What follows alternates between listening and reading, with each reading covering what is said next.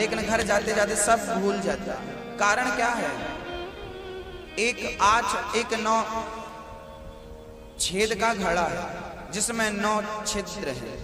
उस घड़े में आपको पानी भरना है, भरिए। जिस घड़े में 9 छेद हैं उसमें पानी भरना है। भर सकते हैं आप? कैसे भरेंगे? भरेंगे आप? भरेंगे। एक उपाय है, उसमें पानी भर सकता है। क्या उपाय है? बोले उस घड़े को पानी में डुबा दो, नदी में, तालाब में पानी में डुबा दो। और जब वो पूरा का पूरा पानी में डूब जाएगा तो बताइए फिर भरेगा कि नहीं भरेगा? नहीं भरेगा। 9 छेद हैं, यहाँ से पानी डालो, यहाँ से, बाजू से, साइड से, साइड निकल जाता। लेकिन जब वो पानी में डूब जाता है ना, फिर कहाँ से निकलेगा? कितने भी छेद हों। ऐसे ही शरीर वो खड़ा है जिसमें 9 छेद हैं। इस शरीर में 9 दरवाजे होते हैं। 9 द्वारे पूरे देही। हमारे शरीर में 9 छेद होते हैं। कहाँ कहाँ? ये 2 छेद ये हैं आंख, 2 छेद कान, 2 छेद ये नाक, 2 4 6, 1 मुंह 7 और 2 गुप्तेंद्री, मूत्र द्वार और मल द्वार। ये 9 छेद मनुष्य के शरीर में होते हैं। कान से सुनो, निकल जाती है कथा। इसलिए क्या करना है? इस घड़े को सत्संग की और भक्ति की गंगा में डुबा देना है। और जब ये डूब जाएगा तो फिर कथा कहीं से निकलेगी, भरी रहेगी लबालब खचाखच। इसलिए करना क्या है? अपने आप को डुबाना है, डुबाना होता है। सत्संग अधिक करो, बिनु सत्संग विवेक न होई, और राम कृपा बिनु सुलभ न सोई। 60 सुध रही सत्संगति पाई। मैया जी, एक होता है मूर्ख, एक होता है सठ। मूर्ख कौन है और सठ कौन है? बहुत ध्यान पूर्वक सुनिएगा। जो अज्ञानी है, कुछ नहीं जानता, वो सठ है। सठ कुछ नहीं जानता। यदि कुछ ना जानने वाले को सत्संग मिल जाए तो वो सही मार्ग पर आ जाता है और बुरे काम छोड़ देता। जैसे वाल्मीकि जी पहले डाकू थे। डाकू, जंगल में लूटना इनका काम था। लोगों को लूट लेना, सोना चांदी लूट लेना। एक दिन नारद जी निकले, पकड़ लिया वाल्मीकि जी ने। नाम था रत्नागिरी। तब वाल्मीकि जी का नाम वाल्मीकि नहीं था, रत्नागिरी नाम था। रत्नागिरी ने पकड़ लिया, नारद जी चलो बाबा जी पैसे निकालो। बाबा जी बोले कुछ नहीं है, तूने गलत व्यक्ति को पकड़ लिया, ना जल्दी निकालो। नारद जी ने कहा बेटा तू लोगों को मारता है, लूटता है, पाप करता है, ये बता कि तू धन तो परिवार को बांट देता है, क्या तेरा पाप तेरा परिवार लेगा? पाप तुझे भोगना पड़ेगा, तेरा परिवार लेने वाला नहीं है। रत्नागिरी बोला क्यों नहीं, मैं धन देता हूं तो मेरी पत्नी, मेरा पिता, मेरा पुत्र मेरा पाप भी बांटेगा। हम सब बांट करके पाप भी बांटेंगे और सोना चांदी भी बांटेंगे। नारद जी बोले सोना चांदी बट सकता है, तेरा पाप बट ही नहीं सकता। जा पूछ करके आ कौन लेगा तेरा पाप। चला रत्नागिरी, यहीं रहना, बांध दिया पेड़ से। गया, पत्नी से बोला क्यों, सोना चांदी बहुत लेती हो बंटवारे में, ये भी दे दो ये भी दे दो, लेकिन ये बताओ हम पाप करते हैं सोना कमाने के लिए, मर्डर करते हैं, क्या वो पाप तुम भोगोगी? पत्नी बोली जाओ जाओ, आज कुछ मिला नहीं क्या माल पानी, हम पाप क्यों भोगे? आपके पाप, मर्डर आपने किया आप भोगेंगे? हम तो आपकी पत्नी हैं तो आप हमें तो लाकर देंगे ही ना। बेटे से पूछा मेरा पाप भोगेगा तू? क्यों भोगे हम, आपने किया आप भोगो। पिता से पूछा मेरा पाप भोगोगे आप? पिता ने मना कर दिया, बेटा अपना अपना भोगना पड़ता है। रत्नागिरी गया, नारद जी के चरणों में गिरा, महाराज मैंने कितना पाप किया है, मेरे धन का बंटवारा तो दुनिया बांट लेगी, मेरे धन को बांटने वाले 1000 मिल जाएंगे, लेकिन धन को कमाने में जो पाप हुआ है उस पाप को बांटने वाला कोई नहीं होगा, वो हमें भोगना पड़ेगा। उस दिन से नारद जी के चरणों में गिरकर महाराज मेरा कल्याण करने का कोई उपाय बताओ। नारद जी बोले राम राम जपना, राम राम राम राम राम राम। मूर्ख अज्ञानी था, बांस का डंडा नारद जी ने गाड़ दिया, जब तक ये डंडा हरा भरा ना हो जाए तब तक समझ लेना कि तेरे पापों का नाश नहीं हुआ। जब ये डंडा हरा भरा हो जाए समझ लेना तेरे पाप खत्म हो गए। उल्टा नाम जपने लगे वाल्मीकि जी, राम राम भूल गए, मरा मरा जपने लगे, मरा मरा मरा मरा मरा। उल्टा नाम जपत जग जाना, वाल्मीकि भय ब्रह्म समाना। उल्टा नाम जपने वाले का भी कल्याण हो गया। वो वाल्मीकि ऐसे ध्यान में डूबे कि उनके शरीर में बल्मीक लग गई, दीमक लग जाने से उनका नाम पड़ा वाल्मीकि। और वो मूर्ख रत्नागिरी इतना बड़ा विद्वान वाल्मीकि बन गया कि राम जन्म के पहले रामायण का ग्रंथ तैयार कर दिया। त्रिकालदर्शी बन गए वो वाल्मीकि जी। भक्तों, उनकी कृपा से ना कुछ भी असंभव नहीं है, बस श्रद्धा हो, जुनून हो भजन करने का। और सठ सुधरहि सत्संगति पाई। सठ किसे कहते हैं? इन्हें सठ कहते हैं। सठ, जो सत्संग पाके सुधर जाए वो सठ है। और मूर्ख, देखिए सठ अलग होता है, मूर्ख अलग होता है, और एक होता है खल। खल बड़ा खल व्यक्ति है, खल मतलब दुष्ट। मूर्ख कौन है? बोले मूर्ख था रावण।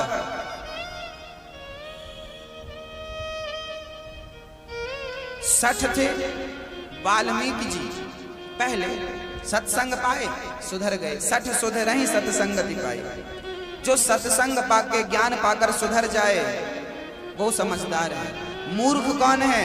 जो स्वयं ज्ञानी है और ज्ञानी होकर के गलत काम करे, जानता है कि झूठ बोलना पाप है फिर भी झूठ बोले, उसे मूर्ख कहते हैं। जानता है कि क्रोध करना पाप है फिर भी क्रोध करे, उसे मूर्ख कहते हैं। जानता है कि अभिमान करना पाप है फिर भी अभिमान करे, उसे मूर्ख कहते हैं। और ये मूर्ख हृदय न चेत, जो गुरु मिलहि विरंचि सम। रावण को सबने समझाया पर कहाँ समझने का, ये मूर्ख। किसी की ना सुने, किसी की ना माने, उसे मूर्ख कहते हैं। और खल, जिनका दो ही काम है, खाना और लड़ना, उन्हें खल कहते हैं। और इसमें एक चीज और जोड़ दो, जिसका खाएं उसी से लड़े, उन्हें खल कहते हैं। जिनका खाते हैं उन्हीं से लड़ जाते हैं। हाँ, कई लोगों को देखा होगा पार्टी में जाते हैं, खाने वहीं लड़ बैठते हैं। ये खल लोग हैं। खल, मूर्ख और सठ, इन तीनों को प्रणाम किया है तुलसीदास जी ने बालकांड में।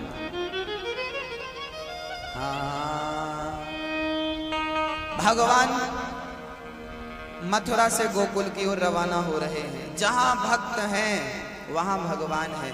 भगवान मथुरा में क्यों नहीं रुके? क्योंकि वहां कंस का शासन था, अभिमानी का शासन था। और जहां अभिमान होता है वहां भगवान एक पल के लिए भी नहीं रुकते। इसलिए अभिमान कभी नहीं करना हम चाहिए। हम सबको प्रेम से भगवत चरणों की सेवा करनी चाहिए। बोलिए कृष्ण कन्हैया लाल की जय हो। बलराम जी का जन्म होगा पहले, कन्हैया जी का बाद में। अब बड़े प्रेम से नंद बाबा अब बधाइयां लुटा रहे हैं। यशोदा बधाई हो। बड़े दूर दूर से लोग आए हैं, बधाई हो बधाई हो बधाई हो बधाई हो बधाई हो। सारी सखियां बधाई दे रही हैं। सारे ब्रजवासियों के बीच में नंद बाबा बैठे। भैया मुझको तो भरोसे ही ना है कि मेरे छोरा भयो है। बड़ी कृपा भाई भगवान की, उनकी कृपा से ये सारो काम भयो है। भैया मारी तो कुछ हिम्मत ही ना है कि मैं ये सब कर सकूं। ये तो बड़ी कृपा है ठाकुर जी की। मैंने तो उम्मीद छोड़ रखी बुढ़ापे में कोई छोरा होए घर में, लेकिन भगवान की कृपा है सब कुछ। जब भगवान देता है ना, छप्पर फाड़ के देता है। बस जरूरत किसकी है? विश्वास की। विश्वास है तो छप्पर फाड़ के मिलना है मिलना है मिलना है। कुछ मत करो। कहते हैं देने वाला भगवान है ना, तो वो कैसे करके दे देता है। इसलिए अपनी मेहनत से ज्यादा उस कृष्ण पर भरोसा करना सीखो। क्योंकि मेहनत करने वाले बहुत हैं, लेकिन उसकी कृपा नहीं होती ना तो लोग मिट्टी ही खोदते रह जाते हैं, है ना। मेहनत तो मजदूर करते हैं, लेकिन उन पर भगवान की कृपा नहीं होती। और जिस पर कृपा हो जाए वो काम इतना सा करता है, परिणाम उसे इतना सारा मिल जाता है। यही तो परमात्मा की कृपा है। कभी कभी आपने देखा होगा, जब आप साइकिल चलाते हैं, साइकिल बचपन अपना याद करिए। जब आप साइकिल चलाते थे, मैं जब स्कूल जाता था ना साइकिल से जाता था, तो कभी कभी हवा पीछे से आती थी, पीछे से आती थी तो मैं कम पैडल मारता था, हवा के साथ साथ साइकिल आगे बढ़ती थी, होता। और कभी कभी हवा सामने से होती है, सामने से होती है, जितना पैडल मारो कम, 10 पैडल मारो तो 5 पैडल की 3 पैडल की साइकिल आगे बढ़ती है। आगे से हवा है, जोर लगाओ जोर लगाओ। हाँ, तो भगवान की कृपा पीछे की हवा बन करके आती है। मेहनत पैडल हम मारे, लेकिन भगवान की कृपा हवा बन के आती है। हमने 1 पैडल मारा और पीछे से हवा ने धक्का दिया तो साइकिल 10 पैडल की आगे बढ़ गई। ये भगवत कृपा होती है। वो पीछे से धक्का मारता है, भक्त को पीछे से सपोर्ट करता है, और जब भगवान विपरीत होता है तो हवा आगे से आती है। फिर आप कितनी भी मेहनत करो, तरक्की के लिए आप महाराज जी मेहनत बहुत करते हैं पर कोई रिस्पॉन्स नहीं है, कोई परिणाम नहीं। कारण क्या है? ईश्वर विमुख है आपसे, उसकी शरण में जाइए। आपकी मेहनत अलग है, उसकी कृपा अलग है। मेहनत कितनी करते हैं हम? टाटा बिरला अंबानी ने कितनी मेहनत की होगी? इतनी भी मेहनत नहीं की होगी जितना उनका नाम है, जितना उनके पास धन है। ये भगवत कृपा है। जिस पर हो जाए माला माल बन जाता है, रोड में खड़ा हुआ करोड़पति हो जाता है, और करोड़पति भीख मांगने लगता है। कृपा की ना होती जो आदत तुम्हारी, तो सुनी ही रहती अदालत तुम्हारी। गरीबों के दिल में जगह तुम ना पाते, तो किस दिल में होती हिफाजत तुम्हारी। वो भगवान कृपा करे तो सब कुछ दे सकता है, लेकिन धन दौलत नहीं मांगना चाहिए। हम तो कहते हैं मांगो भगवान का प्रेम मांगो, क्योंकि धन पाकर के ना हम भगवान से विमुख हो जाते हैं, मुंह मोड़ लेते हैं, धन के पीछे भागने लगते हैं। और धन नहीं होगा तो बस भगवान ही याद आएंगे, भगवान ही याद आएंगे। इसलिए भगवान से प्रार्थना किया करो, हे कन्हैया हमारी इच्छाएं समाप्त हो जाएं। बस हमारी सबसे बड़ी गरीबी क्या है? हमारी अनंत इच्छाएं हैं। अमीरी क्या है? हमारी कोई इच्छा नहीं, चाह गई चिंता मिटी, मनवा वे परवाह, जिसको कछु ना चाहिए सो ही साहंसाह। बताइए इस दुनिया का सबसे अमीर व्यक्ति कौन है? इस दुनिया का सबसे अमीर व्यक्ति कौन है? सबसे अमीर व्यक्ति वही है जिसे कुछ नहीं चाहिए, वो सबसे अमीर है। और गरीब कौन है? जिसे बहुत कुछ चाहिए, वो गरीब है। इसलिए चाह त्याग दो, एक ही कामना हो, ईश्वर को प्राप्त करने की इच्छा हो, कृष्ण को देखने की इच्छा हो। सांवरी सूरत पे तेरी दिल दीवाना हो गया। कैसे हैं कन्हैया जी? सारी सखियां बधाई दे रही हैं, यशोदा बधाई, नंद बाबा बधाई हो, बधाई हो, बधाई। सारी सखियां आज निराकार निर्गुण परमात्मा आज सगुण साकार कृष्ण बन करके खेल रहा है माँ की गोद में। देखो जरा, वही परमात्मा जो शब्द स्पर्श रूप रस गंध से परे है, आज वही ये पांचों बन करके आ गया, वही शब्द बन के आ गया, वही स्पर्श बन के आ गया, वही रूप, वही रस, वही गंध बन के आ गया।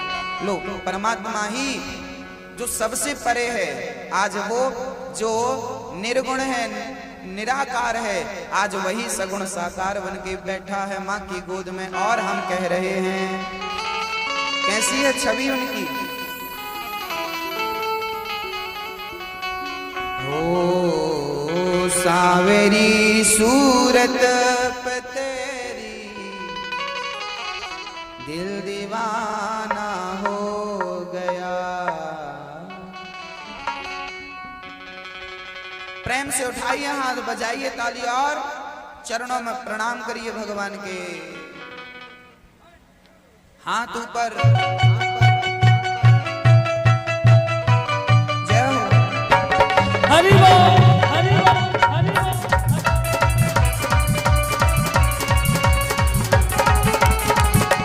जय हो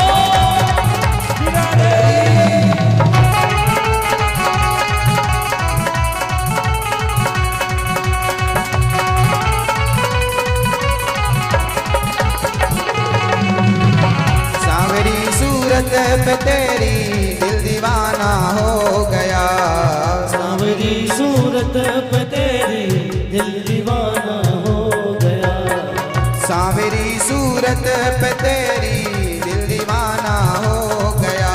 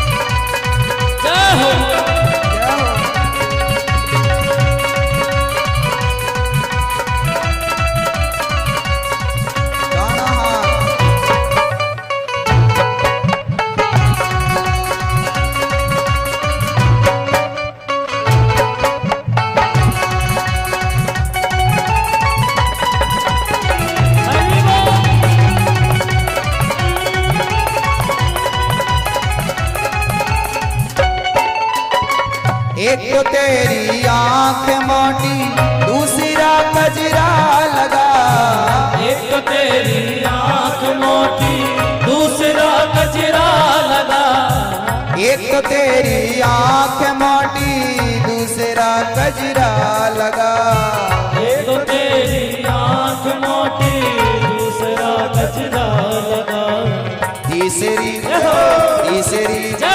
तीसरी चितवन पे तेरी दिल दीवाना हो गया, तीसरी चितवन पे तेरी दिल दीवाना हो गया, दिल दीवाना हो गया, दिल दीवाना हो गया, दिल दीवाना हो गया, हो सावरी सूरत पे तेरी दिल दीवाना हो गया, सावरी सूरत पे तेरी दिल दीवाना हो गया।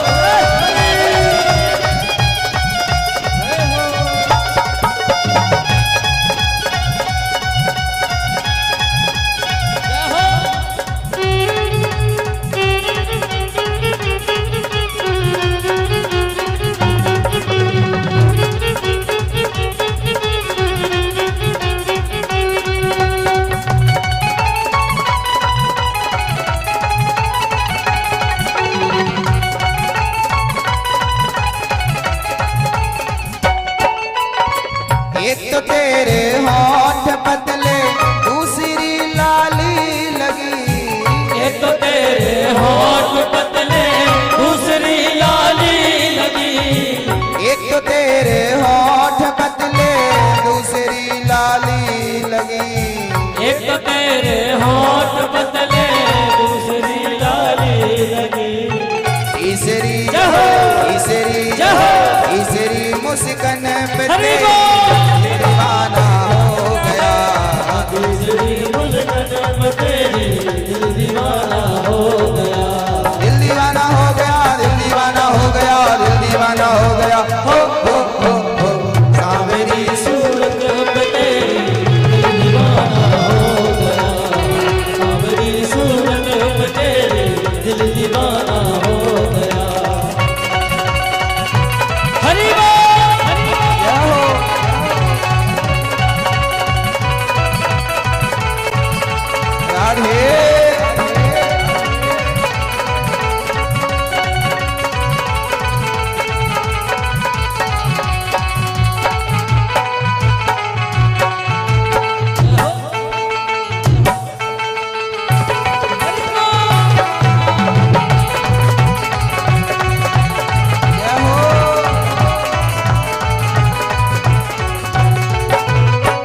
एक तो तेरे हाथ छोटे दूसरी मेहंदी लगी, एक तो तेरे हाथ छोटे दूसरी मेहंदी लगी, एक तो तेरे हाथ छोटे दूसरी मेहंदी लगी, एक तो तेरे हाथ छोटे दूसरी मेहंदी लगी,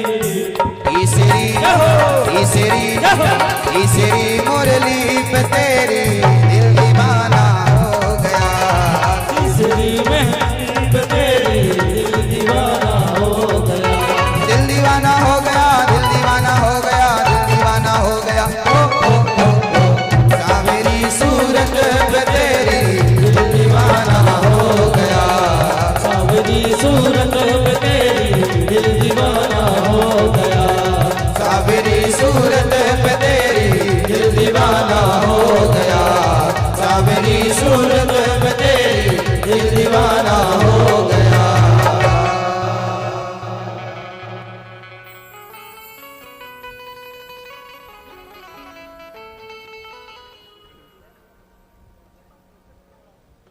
भगवान अद्भुत छवि है भगवान की, बहुत सुंदर है भगवान, जो देखता है ना नजर हटती नहीं है, इतनी सुंदर छवि है भगवान की।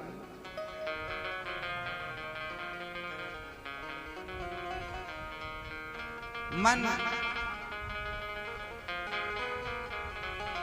जो देख लेता है ना भगवान को एक बार, उसका मन उसके पास नहीं रहता है, ऐसा लगता है उसके मन की चोरी हो गई। इतने सुंदर भगवान। अरे भाई प्रकृति इतनी सुंदर है, वृक्ष इतने सुंदर हैं, पशु पक्षी इतने सुंदर हैं, मनुष्य इतने सुंदर हैं, जीव जंतु इतने सुंदर हैं, पहाड़ नदियां समुद्र इतने सुंदर हैं, तो परमात्मा ने इन सबको बनाया वो स्वयं। कल्पना करिए ना, जिसकी रचना इतनी सुंदर वह कितना सुंदर होगा। दीन दुखी का इस दुनिया में कोई नहीं सहारा है, झूठी दुनिया मेरे प्रीतम तू ही एक हमारा है। कृष्ण दरस यदि करना हो तो, कृष्ण दरस यदि करना हो तो कृष्ण प्रेम करना होगा। जिसकी रचना इतनी सुंदर वो कितना सुंदर होगा। कितने सुंदर हैं भगवान। कभी आपने भगवान को, भगवान का वॉलपेपर तो आपने देखा ही होगा, आपके मोबाइल में बहुत सारी तस्वीरें पड़ी होंगी भगवान की। माता रानी की पड़ी हैं, शंकर जी की पड़ी हैं, हनुमान जी की पड़ी हैं, राम जी की, कृष्ण जी की पड़ी हैं, राधा रानी की पड़ी हैं, दुर्गा मैया, सीता मैया, सारी आपने देखी हैं अपने मोबाइल में, जिनकी तस्वीर इतनी सुंदर है। अच्छा, ये तस्वीर जो बनी है ना, ये जिसने बनाई होगी ना वो कल्पना से बनाया होगा, क्योंकि जब चित्रकार कोई पेंटर, कोई चित्रकार जब कोई चित्र बनाता है ना तो वो अपनी कल्पना से बनाता है। कोई अद्भुत चित्र बना रहा है वो अपनी कल्पना से बनाता है, जबकि भगवान का चित्र कल्पना से नहीं बनाया गया। कैसे बनाया गया? बोले शास्त्रों ने बताया, किसी चोर को पकड़ना हो तो पुलिस वाले क्या करते हैं, आप अपनी दादी अम्मा का चित्र बनवाना चाहते हैं तो बहुत सारे चित्रकार होते हैं जो कागज में आपका चित्र बना देते हैं, आपको देख देख के। आप दादी का चित्र बोलते जाओ, नाक ऐसी है, आंख ऐसी है, बाल ऐसे थे, वो बनाता जाएगा। होता ना, चोर को पकड़ने के लिए बनवाते हैं ना पुलिस वाले, चलो भाई चोर कैसा दिखता था बोलो, स्केच बनवाते हैं उसका, ऐसा ऐसा दिखता था, लो भैया बन के तैयार हो गया, इसे खोजो। जैसे किसी ने पहली बार देखा उसे और उसका हुलिया बता दिया, ऐसा दिखता है, ऐसा दिखता है, ऐसा दिखता है, ऐसा दिखता है, लो तैयार हो गए। ऐसे हमारे वेदों ने, हमारे ऋषि मुनियों ने भगवान को देखा है और जैसा देखा है वैसा का वैसा लिख दिया वेदों पुराणों में। और आज के राइटरों ने, आज के चित्रकारों ने जैसा लिखा था वैसा का वैसा हुलिया बना दिया। तो जो परमात्मा का चित्र आप देखते हैं वैसा हुलिया शास्त्रों में मिलता है। कैसे हैं भगवान? उनकी आंखों का वर्णन करते हैं, नैन तुम्हारे कजरारे और घुंघराले बाल। बाल कैसे हैं? घुंघराले से। आंखें कैसी हैं? इतनी सुंदर आंखें हैं कि लाखों कमल भी उनकी आंखों के सामने फीके हैं। भगवान की सुंदरता कैसी है? बोले करोड़ों चंद्रमा उनकी सुंदरता के सामने फीके हैं। इस दुनिया में ऐसा कोई नहीं है जिसकी उपमा परमात्मा की सुंदरता से दी जा सके। किससे उपमा देंगे? अरे भाई, हम कितने भी बढ़िया हो जाएं, हमारी उपमा किससे दी जाएगी? आपकी आंखें यदि अच्छी हों, सुंदर हों, तो आपकी उपमा किससे दी जाएगी? जानवर से। मृग नयनी है, मृग नयनी। आपकी आंखें सुंदर हो तो आपको जानवर बना दिया जाएगा। क्या कहा जाएगा? आपकी आंखें कितनी सुंदर हैं? बोले मृग की तरह, मृगी की तरह, मृग नयनी है ये। आपकी चाल ढाल अच्छी हो, आपका शरीर सुडौल हो तो आपको क्या कहा जाएगा? गजगामिनी है, गजगामिनी। लो भैया हथनी बना दिया। आपका गला सुंदर है तो क्या कहा जाएगा? कोयल की तरह गला है, कोयल जैसी। लो पक्षी बना दिया कि नहीं? आपका स्वरूप सुंदर है तो आपको संसार के लोगों से कंपेयर किया जाएगा, आपकी तुलना की जाएगी। जरा विचार करिए कि जिस परमात्मा, आपकी तुलना कोयल से की जाती है। लता जी कैसा गाती हैं? लता जी कैसा गाती हैं? कोयल की तरह। तो विचार करिए, भगवान ने जिस कोयल को बनाया होगा, भगवान ने जो कंठ कोयल को दिया होगा, स्वयं उसका कंठ कैसा होगा? जो आंख भगवान ने मृगी की बनाई होंगी, तो मृगी की आंखें इतनी सुंदर हैं कि आपकी आंखें उससे तौली जाती हैं, तो उनकी आंखें कितनी सुंदर। तो संसार में ऐसा कोई है ही नहीं जिससे ईश्वर की उपमा दी जा सके, इसलिए कोई इतना सुंदर है ही नहीं जिसकी उपमा हम परमात्मा से दे दें। इसलिए वेद कहते हैं नेति नेति कह के चुप हो जाते हैं भक्तों।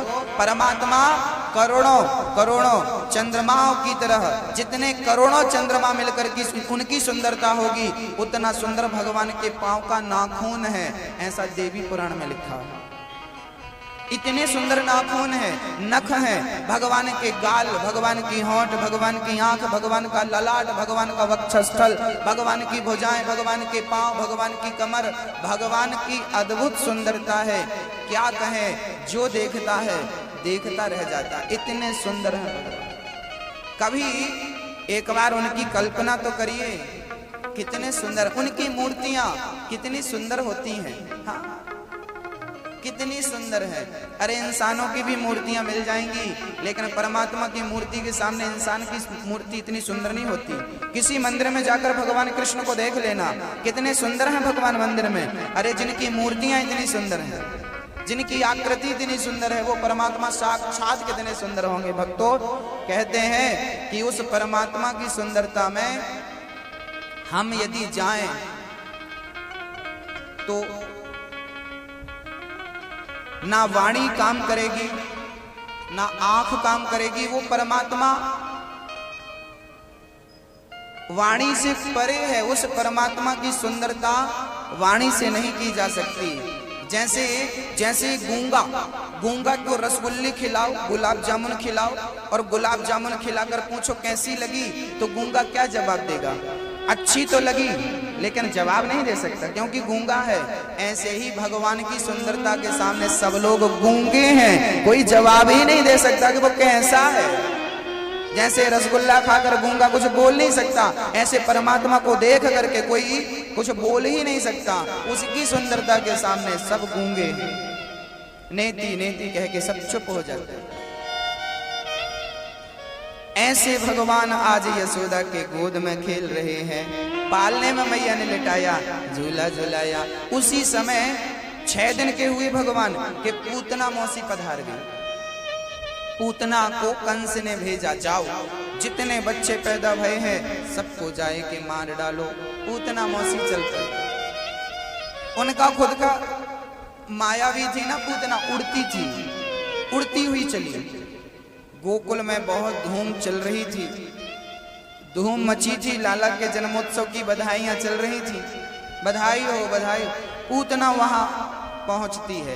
उसी समय नंद बाबा ब्रजवासियों के सहित कंस को कर चुकाने के लिए, बधाई देने के लिए मथुरा चले जाते हैं। कंस को बधाई देने नंद बाबा ब्रजवासियों के सहित मथुरा गए, और मथुरा से पूतना कृष्ण को मारने गोकुल आई।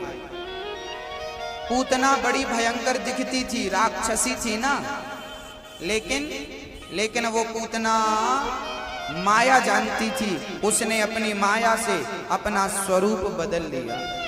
बड़ी सुंदर बन गई, बड़ी सुंदर, इतनी सुंदर बन गई पूतना कि पूतना ऐसी लगने लगी मानो साक्षात लक्ष्मी जी आ गई हो। जय हो लक्ष्मी माता। और सज धज के पहुंच गई यशोदा के महलों में। यशोदा बधाई हो। आओ बहन आओ, बैठो। कैसे आगमन हुआ? अरे मैं जा रही थी, सोचा कि तेरे बुढ़ापे में छोरा भयो है, नेक तो कुम बधाई दे दूं। हाँ हाँ आ गई, भली पधारी। यशोदा ने पानी पिलाया, लस्सी पिलाई। बैठो बहन। अब भगवान के सामने यशोदा मैया बैठी हैं। पूतना कह रही है, नेक तेरे छोरा को मैं देखना चाहूं। यशोदा बोली, देख वो पालने में लेटा हुआ है, दूर से जाए के दर्शन कीजो। अभी लाला थोड़ी देर पहले सोया है, मैं काम निपटा लूं। यशोदा मैया काम में लग गई, पूतना मौसी चली। लेकिन उस समय भगवान जाग रहे थे। जैसे ही पूतना मौसी गई, भगवान ने पूतना को देखा, और देखते ही भगवान ने अपने दोनों नेत्रों को बंद कर दिया। किसी ने पूछा, प्रभु पूतना को देखकर आपने अपने आंखें क्यों बंद कर ली? तब भगवान कहते हैं, पूतना हमें जहर पिलाकर मारना चाहती है। स्तनों में जहर भर के लाई है पूतना और जहर पिलाकर हमें मारना चाहती है। और जहर पीने का डिपार्ट तो शंकर जी के पास है। इसलिए भगवान कृष्ण ने पूतना को देखकर आंखें बंद कर ली कि प्रभु आप ही अपना डिपार्टमेंट संभालिए, आप आइए, मौसी जी जहर पिलाने आई है, मौसी जी का जहर आप पी करके जाइए। समुद्र मंथन का जहर आपने पिया था, आप पीजिए। इसलिए आंखों को कर लिया बंद। अथवा भगवान ने अपने दोनों नेत्र इसलिए मूंद लिए क्योंकि पूतना भगवान को मारने आई है और भगवान का स्वभाव तारने का है। जो भगवान को देख लेता है, दरस परस कर लेता है, भगवान उसे तार देते हैं। तो मानो भगवान आंख बंद करके पूतना के पुण्य को देख रहे हैं कि एक भी पुण्य मिल जाएगा पूतना का, मैं उसे तार दूंगा, क्योंकि स्वभाव ही तारना है। तारा है सारा जमाना, श्याम हमको भी तारो। हमने सुना है नाथ ध्रुव जी को तारा, हमने सुना है नाथ मीरा को तारा। और बहाना क्या? प्याला का करके बहाना, सत्संग का करके बहाना, श्याम हमको भी तारो। हमें भी तारो भैया। भगवान को देख, पूतना को देखकर भगवान ने आंखें इसलिए बंद कर ली क्योंकि वो तारना चाहते। अथवा भगवान ने नेत्र इसलिए बंद कर लिए क्योंकि पूतना तन को सजाकर आई है, शरीर उसका सुंदर है पर मन सुंदर नहीं है। मानो भगवान कहते हैं जिसका तन सुंदर है और मन सुंदर नहीं है, ऐसों को मैं देखना भी पसंद नहीं करता, इसलिए आंखों को कर लिया बंद। इसलिए भगवान को प्रसन्न करना हो, भगवान के काबिल बनना हो, योग्य बनना हो, तो अपने शरीर से ज्यादा अपने मन पर ध्यान देना चाहिए, अपने मन को अपने वश में रखना चाहिए। क्योंकि भगवान शरीर को देखते ही नहीं। निर्मल मन जन सो मोहि पावा, मोहि कपट छल छिद्र न भावा। भगवान तन को नहीं देखते, मन को देखते हैं। क्या चाहिए भगवान को? मन। निर्मल मन जन सो मोहि पावा, मोहि कपट छल छिद्र न भावा। राम ही केवल प्रेम प्यारा, जान ले ये जो जान निहारा। निर्मल मन। मैया जी भगवान को पाना हो तो क्या साफ करना पड़ेगा? तन की मन। क्या मैया? ओ मैया जी क्या साफ करना पड़ेगा? जो मन की मैल न धोई, जो मन की मैल न धोई, गंगा गया तो क्या हुआ। हम गंगा जाएं और खूब डुबकी लगाएं नाक पकड़ पकड़ के, जय हो गंगा मैया, हर हर गंगे हर नर्मदे, हर गंगे हर गंगे। अब बताइए मैया जी, बहुत ध्यान देना। एक सीसी है, उस सीसी में नाली का पानी भर लो और सीसी का ढक्कन बंद करो और ले जाके गंगा जी में डाल दो। 5 घंटे तक सीसी को पड़ा रहने दो। 5 घंटे बाद आप सीसी का ढक्कन खोलेंगे तो क्या दुर्गंध आएगी कि खुशबू आएगी? क्या आएगी? बदबू आएगी। अरे वो तो गंगा में पड़ी है ना, गंगा में है तो गंगा बन गई। बताइए बन गई? सीसी में क्या भरा है? गंदा पानी, और वो सीसी का ढक्कन बंद है और गंगा के भीतर पड़ी है, गंगा के अंदर। लेकिन क्या बताइए वो पवित्र हुई? बोलो, पवित्र हुई? मेरी माँ हुई पवित्र? पवित्र हो गई वो? नहीं ना। क्यों नहीं पवित्र हुई? क्योंकि गंगा का पानी ऊपर ऊपर से निकल रहा है, हाँ मेरी माँ, जैसे वो सीसी एक दिन नहीं 10 दिन भी पड़ी रहे गंगा में तो पवित्र कभी नहीं होगी, ऐसे ये शरीर कितनी भी बार डुबकी लगा ले ये पवित्र नहीं होगा। जब तक मन डुबकी ना लगाए तब तक पवित्रता कैसी है। ये शरीर भी डिबिया है, डिब्बी है, सीसी है, जाते हो नहाते हो। जय हो गंगा मैया, जय हो गंगा। तन तो धुल जाता है, सीसी का ऊपर भाग तो धुल गया, पर अंदर तो कचरा था ना। तो भाई अंदर कचरा है, आपका भी शरीर बढ़िया साफ हो गया, शैम्पू लगाया ये साफ हो गया, अंदर तो वही नाली का पानी है ना, काम क्रोध लोभ मोह कपट अभिमान। जब तक ये साफ नहीं होगा तब तक कितना भी शरीर धुल लो। गंगा नहाने से भगवान मिलते हैं, लेकिन गंगा नहाओ कैसे? कैसे गंगा नहाओ? एक सज्जन थे, गंगा नहा रहे थे, गंगा नहाने के बाद जाके पास में नाला बह रहा था तो नाला में नहाते थे। वहां एक सज्जन स्नान करने आए, तो स्नान करने वाले ने देखा कि एक महात्मा पहले गंगा में नहा रहे हैं, फिर वो महात्मा नाले में नहा रहे हैं। पहले गंगा में नहा रहे हैं, फिर नाला, फिर गंगा, फिर नाला, फिर गंगा, फिर नाला, फिर गंगा, फिर। एक सज्जन आए, परेशान हो गए, ए भाई यहाँ आओ, तुम नाला में क्यों नहा रहे हो? अरे गंगा नहा लिया तो नाला में नहाने की क्या जरूरत है, पवित्र हो गए।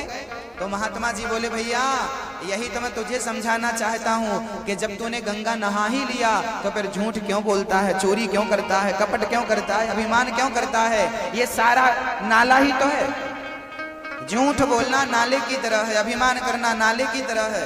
तू गंगा नहाता है, फिर नाले में नहा लेता है, अभिमान के जल में नहा लेता है, लोभ के जल में नहा लेता है। अरे भाई गंगा नहाओ, इन बुराइयों को, इन विकारों को त्याग दो सदा के लिए, तब तो गंगा नहाने का प्रतिफल है, तब तो गंगा नहाने का महत्व है। जो मन की मैल न धोई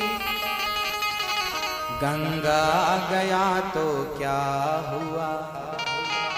जब तक मन नहीं साफ हुआ, मन निर्मल नहीं हुआ, क्योंकि बंधन शरीर का थोड़ी है, शरीर तो मुक्त है, बंधन में कौन है, परेशानी में कौन है? बताइए। आप लोग शरीर से यहाँ बैठे हो ना, आप तो बैठे हो, आपका शरीर तो बैठा है, पर मन कहाँ है? प्रधानता तन की नहीं है माँ, प्रधानता मन की है। मन कहाँ है? मन क्या कर रहा है? क्या मन राम राम जप रहा है? क्या मन लगा हुआ है? ना। जब तक मन नहीं लगेगा तब तक कल्याण नहीं होगा। इसलिए कहते हैं मरते समय मन भगवान में लगा लो।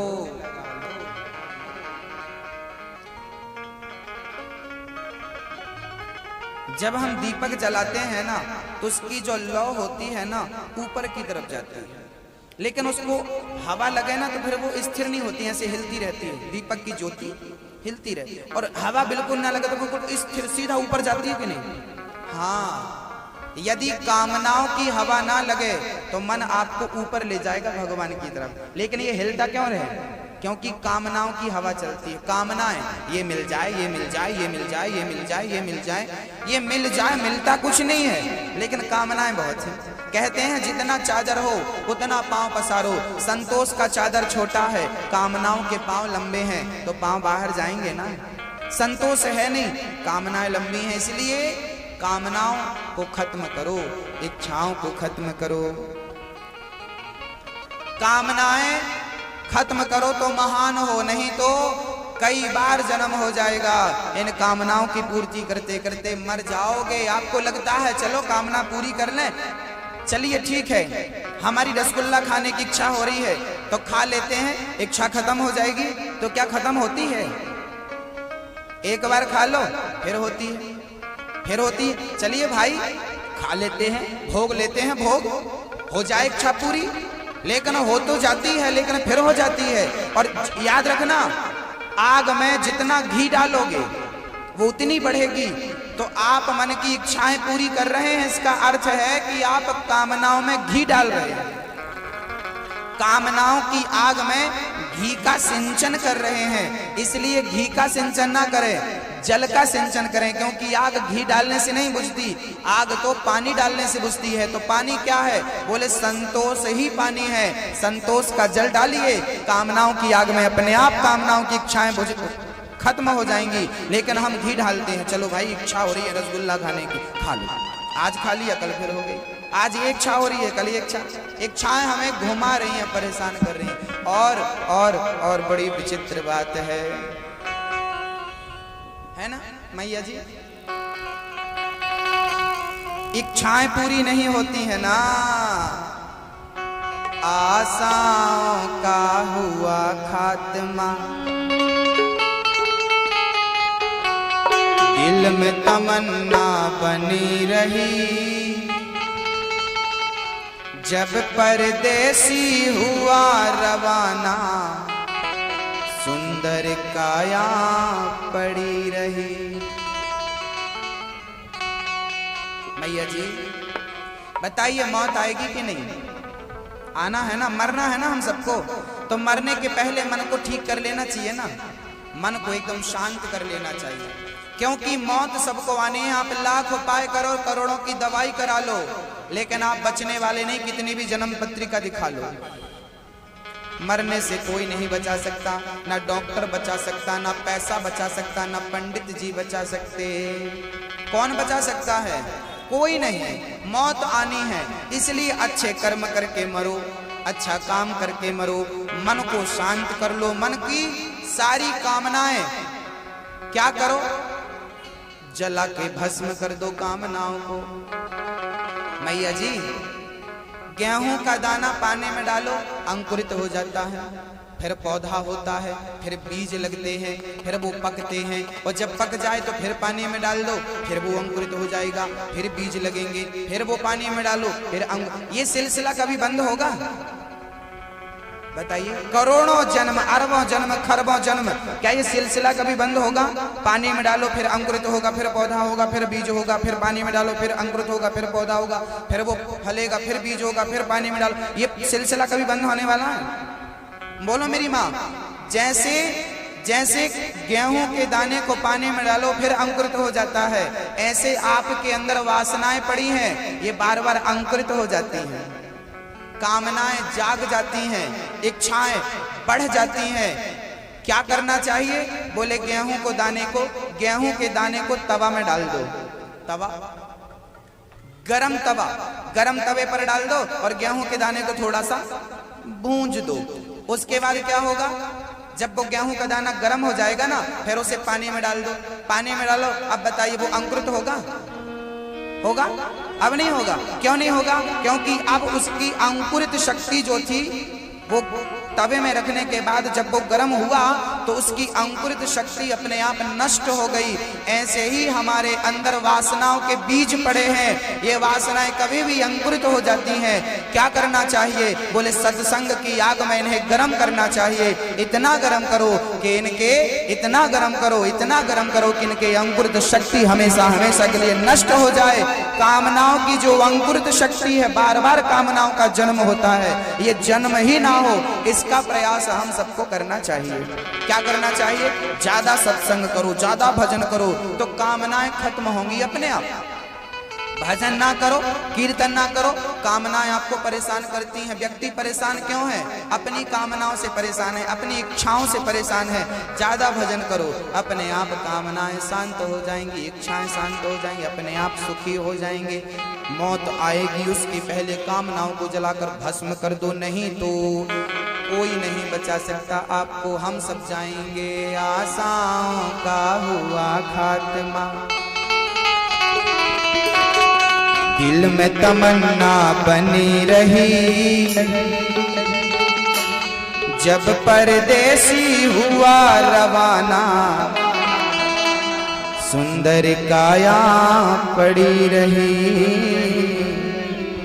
सुंदर काया पड़ी रही। एक पंडित जी अपने घर से, एक पंडित जी अपने घर में पत्रा देखा करते थे। एक पंडित जी थे, यहीं के थे, जबरन कॉलोनी के। एक पंडित जी अपने घर में पत्रा देखा करते थे, जन्म मरण और जन्म कुंडली लेखा जोखा करते थे। एक पंडित जी थे, वो सबका भविष्य बताते थे। आपके कुंडली में फलाना ग्रह है, फलाना चल रहा है, आप फलानी तारीख को मरोगे, ये समय है, बिल्कुल परफेक्ट बताते थे, सही बताते थे। क्या है, ज्योतिष चक्षु है, जो बताती है सही, बस ज्ञान होना चाहिए। आज ना ज्योतिष का ज्ञान नहीं है लोगों के पास, और फिर वो फलादेश करते हैं तो लोगों का विश्वास ज्योतिष से उठ जाता है। यदि जानकार व्यक्ति है तो ज्योतिष जो कहती है वो होता है। एक पंडित जी सबका फलादेश करते थे, लेकिन सबका भविष्य बताने वाले भी, सबको मृत्यु से बचाने वाले भी, महामृत्युंजय का जाप करने से मृत्यु टल जाती है।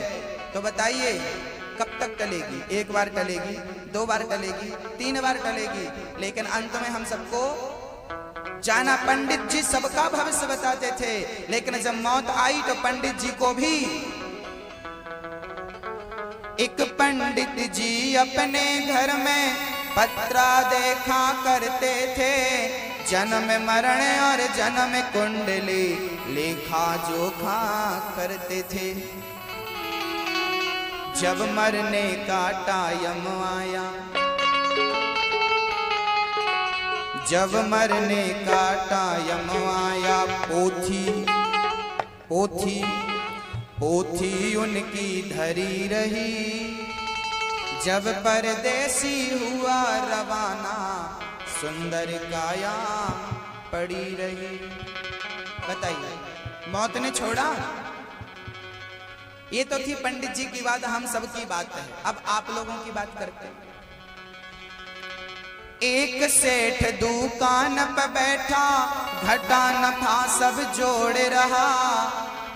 एक सेठ जी थे यहीं जबरन कॉलोनी में। एक सेठ दुकान पर बैठा, घटा नफा सब जोड़ रहा। किससे हमको कितने लेने, वही के पन्ने मोड़ रहा। कितना लेना है, किससे कितना, 50,000 फलाने से लेना है, 10,000 फलाने से लेना, 80,000 फलाने से लेना है, 10 लाख फलाने से लेना। दिन में हिसाब किया, रात्रि को एक सेठ दुकान पे बैठा, घटा नफा सब जोड़ रहा। किससे हमको कितने लेने, वही के पन्ने मोड़ रहा। कभी क्या हुआ, काल बली का लगा तमाचा, काल बली का लगा तमाचा। कलम, जिस कलम से हिसाब किया, कलम कान में धरी रही। कलम कान में रखी रही, निकालने का भी समय नहीं मिला जब मौत आई। कलम कान में धरी रही। जब परदेसी हुआ रवाना, सुंदर काया। मरोगे ना तो तुम्हारी काया भी तुम्हें छोड़ देगी, ये भी काम नहीं आएगी। पड़ोसी और रिश्तेदार, पैसा क्या काम आएगा। सुंदर काया पड़ी रही, है ना। और सुनो, एक डॉक्टर अपने घर से दवा करने तैयार हुआ। एक आदमी गया, डॉक्टर साहब जल्दी चलो, दादाजी की तबीयत खराब है, अटैक आया है। डॉक्टर बोले चिंता मत करो, मेरे पास ऐसी ऐसी दवाइयां, तेरे दादा को मरने नहीं दूंगा। डॉक्टर ने दवाइयां भरी बैग में, गाड़ी पर चला, और जब चला तो क्या हुआ, दूसरों को बचाने का ठेका लेने वाला डॉक्टर क्या अपने आप को बचा पाएगा? एक डॉक्टर अपने घर से दवा करने तैयार हुआ। दवा उठाकर बैग में रखा, मोटर कार सवार हुआ। फिसली कार गिरी गड्ढे में, फिसली कार गिरी गड्ढे में। दवा बैग में धरी रही। जब परदेसी हुआ रवाना, सुंदर काया पड़ी रही। मौत आएगी ना, तुम्हारी दवाइयां धरी की धरी रह जाएंगी। हाँ, पैसा, पद, प्रतिष्ठा सब धरा रह जाएगा। इसलिए वाह वाह रे क्या कहूं भाई, ईश्वर की है यही गति। जिसको जिस टाइम है जाना, फर्क न होगा एक रत्ती। जिसने प्रभु का भजन किया है, जिसने प्रभु का भजन किया है, उसकी कमाई साथ गई। जब परदेसी हुआ रवाना, सुंदर काया पड़ी रही, सुंदर काया पड़ी रही। क्या कहें भक्तों, मौत सबको आनी है, मौत आए आप जाओ उसके पहले अपने मन की इच्छाओं को खत्म कर लो। आशाओं का हुआ खात्मा, आशाएं मतलब इच्छाएं, अपेक्षाएं, आशाओं का खात्मा कर दो। आशाओं का हुआ खात्मा, हो गया तो ठीक है, नहीं तो दिल में तमन्ना बनी रही। बताइए मरते समय इच्छाएं रहती हैं कि नहीं? बूढ़ा आदमी जब मरता है ना तो इच्छाएं लेके मरता है, और जिस इच्छा को लेकर मरोगे अगला जन्म वही होगा आपका। इसलिए कोई इच्छाएं ना रहें, सारी इच्छाएं खत्म कर दो। आप कहो सारी इच्छाएं पूरी कर लो, पूरी करने में झंझट है, खत्म कर दो, समाप्त कर दो, अपने आप आनंद की अनुभूति होगी। जब परदेसी हुआ रवाना, सुंदर काया पड़ी रही। आप लोग कहां से हो, कहां रहते हो आप लोग, कहां के हो आप लोग, कहां के हो आप लोग, कौन हो, कौन हो आप लोग, कौन हो? जवाब दो। आप बोलते हो ना, घर में आया हुआ भाई साहब कौन हो आप, बोलते हो भाई साहब कौन हो आप? हम आपसे पूछ रहे हैं आप लोग कौन हो, कौन हो, कौन हो मैया? जवाब दो। हम सब कौन है? हम सब परदेसी हैं। हम सब कौन है मैया जी, कौन है? जब परदेसी हुआ रवाना, सुंदर काया पड़ी रही। हम सब कौन है? परदेसी हैं, और परदेसी हैं तो जाना पड़ेगा ना, भाई। रेल में बहुत सारे लोग यात्रा करते हैं, जिसका स्टेशन आता है उतर जाते हैं। ऐसे आप भी यात्रा कर रहे हो, जब स्टेशन आएगा उतर जाओगे। दादाजी कहाँ गया, उतर गया, उतर गए। फिर दादी जी कहाँ गया, वो उतर गई। एक उतरता है, एक चढ़ता, नाती चढ़ता, दादा दादी उतरते हैं। ये प्रकृति का नियम, हम सब यात्री हैं, यात्रा है ये हमारी। हर 7 दिन में एक नई यात्रा चालू होती है, तो हमें लगता है कि हर 7 दिन में एक नई यात्रा चालू होती है, तो हमको यह लगता है कि 7 दिन में क्या, हम जिस दिन से जन्म लिए हैं और जब तक मर नहीं जाएंगे तब तक हमारी यात्रा जिंदाबाद है, चल रही है। पर आपकी भी यात्रा चल रही है, चल रही है कि नहीं? पहले आप छोटी सी गुड़िया थी, फिर बड़ी हो गई, फिर पापा का काम धाम करने लगी, मम्मी के काम में हाथ बटाने लगी, थोड़ी और बड़ी हुई, शादी हो गई, शादी हुई तो गाड़ी में बैठ के ससुराल गई, ससुराल फिर वहां थोड़े दिन रुके, बच्चा हो गया, लो भैया जिम्मेदारी बढ़ गई, अब बेटा संभालो, बेटी संभालो। फिर वो बड़े हो गए, उनकी शादी करो, तब तक डोकरी अम्मा बन गई। फिर बाद में शादी वादी, अब बेटा बेटी बड़े हो गए, उनकी शादी करो, लो पोता पोती आ गए, गोद में पोता पोती खेल रहा, बड़ा भाग्य भैया पोता पोती खेल रहे हैं, लो पोता पोती खिलाया, तब तक खुद का टाइम आ गया, चलो भैया तुम्हारी यात्रा पूरी, टिकट पूरी, चलो उतरो। उतार दिया, उतर गए ना। ये जिंदगी है, हम परदेसी हैं, यात्रा पूरी हो गई आपकी, चलिए उतरिए। रिजर्वेशन दिल्ली तक का था, दिल्ली आ गई, उतरिए, अब उस सीट पे दूसरा बैठेगा। बोलो मेरी माँ, ऐसी होता ना। तो हम यात्री हैं, ये ना कहें ये घर हमारा है, ये हमारा इंदौर हमारा है ना मेरी माँ, सब यात्री हैं। यात्री हैं तो यात्रा करिए, मौज से करिए, सुखी से करिए, आनंद से करिए। जब आप यात्रा करते हैं ना तो वहां बहुत सारे यात्री मिलते हैं, किसी से मोहब्बत मत कर लीजिएगा, प्रेम मत कर लीजिएगा। एक सज्जन इंदौर के थे, रेल में बैठे, दिल्ली जाना था, उनकी बाजू की सीट में कोई सज्जन बैठे, कहो भाई साहब कैसे हो, उनकी जान पहचान हो गई, उनको ग्वालियर उतरना था, वो ग्वालियर उतरने लगे तो उनसे कहते आप भी उतरो।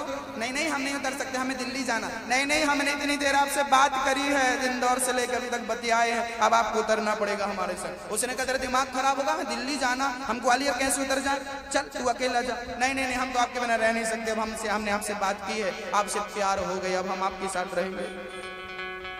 बताइए, यात्रियों से प्यार हो जाए अच्छी बात है क्या? अपना स्टेशन आया उतरो ना भैया, प्यार व्यार क्या करते हो? ऐसे ही आपका भी स्टेशन आएगा, उतरना पड़ेगा। इसलिए प्यार व्यार मत करो किसी से, प्यार करना है भगवान से प्यार करो, क्योंकि जमाने से प्यार करोगे रोना पड़ेगा। क्योंकि जमाने से प्यार करोगे रोना पड़ेगा। हम यात्री हैं, इसलिए तो रफी साहब कह गए हैं, परदेसियों से ना अखियां मिलाना, परदेसियों से ना अखियां मिलाना। क्यों क्यों ना मिलाएं? परदेसियों को है एक दिन जाना, परदेसियों से ना अखियां मिलाना। सास भी परदेसी है, ससुर भी परदेसी, पति भी परदेसी और पत्नी भी, और यहाँ तक नहीं आपका बेटा भी परदेसी है कि नहीं? मानते हो? समझ में आया कुछ? मानते हो कि नहीं? सब परदेसी, मैं भी परदेसी, आप भी परदेसी। परदेसियों से ना अखियां मिलाना। भगवान कहते हैं सब परदेसी है, एक मैं हूं जो तुम्हारा हूं, एक मैं हूं तुम्हारा हूं। जब तुम नहीं आए थे यहां, जब आप लोगों का जन्म नहीं हुआ था, तब कहां थे? कहीं थे, तब तो आए, होते ही नहीं तो आते कहां से? तो कहीं थे, तो कहां थे? बोले भगवान के पास थे, उन्होंने आदेश किया यहाँ जाओ, आ गए। फिर यहाँ से जाएंगे, कहाँ जाएंगे? बोले भगवान के चरणों में चले जाएंगे। तो हम तो इनके ही हैं, यहाँ आए हैं, इनके बीच में रह रह करके इनको अपना मान लेते हैं। एक बार क्या हुआ, शेर का बच्चा शेर के झुंड से बिछड़ गया और जाकर के गीदड़ों के झुंड में मिल गया। अब शेर का बच्चा गीदड़ों के झुंड में रहने लगा, और गीदड़ों के झुंड में रहता रहता सोचने लगा, ये मेरे खानदानी है, ये मेरे रिश्तेदार हैं। अब उसने भी अपने आप को गीदड़ मान लिया, गीदड़ों के संग रहता, जो गीदड़ खाए वो खाने की कोशिश करता। बरसों बीत गए। एक दिन शेर ने देखा कि मेरा बच्चा शेर गीदड़ों के बीच में क्या कर रहा, ए यहाँ आओ, क्या कर रहा है इनके बीच में? शेर का बच्चा बोला, ये मेरे रिश्तेदार हैं। शेर बोला, ये तेरे रिश्तेदार नहीं, मैं तेरा रिश्तेदार हूं। ये तेरे रिश्तेदार नहीं है, चल दहाड़। शेर का बच्चा जब शेर की तरह दहाड़ा, सारे गीदड़ भाग गए। गीदड़ों के झुंड में रह रह करके अपने आप को गीदड़ मान लिया। ऐसे ही आप संसार में रह रह के अपने आप को संसारी मान चुके हो, मैं सांसारिक व्यक्ति हूँ। लेकिन यथार्थ यह है कि हम उस परमात्मा के बच्चे हैं, ईश्वर अंश जीव अविनाशी, उसके बच्चे हैं, उससे हमारा संबंध है। यहाँ लोगों से हमारा कोई संबंध नहीं है। हाँ, ना पत्नी से कोई संबंध है, ना पुत्रों से कोई संबंध है। हमारा संबंध किससे है? एक श्याम से नाता, एक राम जी से, दूजा नाता तोड़ दे। हमारा रिश्ता किससे है? मीरा जी कहती हैं, गोविंद मेरो है, गोपाल मेरो है। आप क्या कहती हो? ये बेटा मेरो है, ये बेटी मेरी है।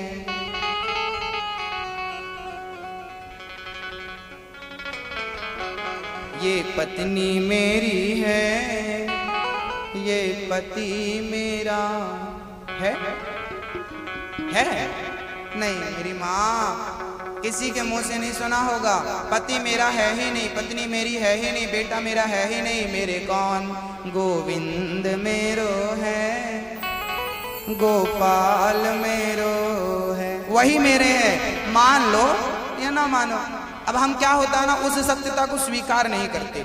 हमारी तो आदत हो गई इनको माँ कहने, ये माँ है, ये पिता है, ये पत्नी है, ये बेटा, ये मेरा, ये सब मेरे हैं। लेकिन जो यथार्थ मेरा है, हम उसे स्वीकार नहीं करते ना। हम इनसे रिश्ता नहीं जोड़ते, जमाने से भरपूर रिश्ता जोड़ते हैं। जमाने वाले शादी में इनविटेशन ना दें, बुलाए ना तो मुंह बिगड़ जा रहे, और हमें बुलाया नहीं, फलाने ने। अरे भाई मत, अच्छा है ना, तेरे जमाने से ज्यादा संबंध नहीं जोड़ना चाहिए। भगवान से जोड़ लिया पर्याप्त है। पेड़ की जड़ में पानी डाल दो ना, पत्तों में क्यों सींच रहे हो? जड़ में पानी डालो, सब तक पहुंच जाएगा। भगवान से रिश्ता जोड़ लिया तो सबसे जुड़ा है, और भगवान से नहीं जुड़ा तो सबसे जोड़ के क्या करोगे? हाँ। इसलिए बिना राम रघुनंदन अपनो को नहीं यारे। आपका है कोई? कोयलिया बोली रे, अमवा की डाल अपनो को नहीं यारे। बिना राम रघुनंदन अपनों को नहीं यारे। आपका है कोई? कौन है आपका? आप कहते हैं ये मेरा, ये मेरा, ये मेरा। कह दो, तसल्ली है आपको, तसल्ली हो, हाँ ये मेरी पत्नी है, ये मेरा पति, कह दो, तसल्ली होगी। लेकिन यथार्थ नहीं है, मत मानो, मत कहो। जो अपना उसे अपना कहो, गोविंद मेरो है। मेरे तो गिरधर गोपाल दूसरो ना।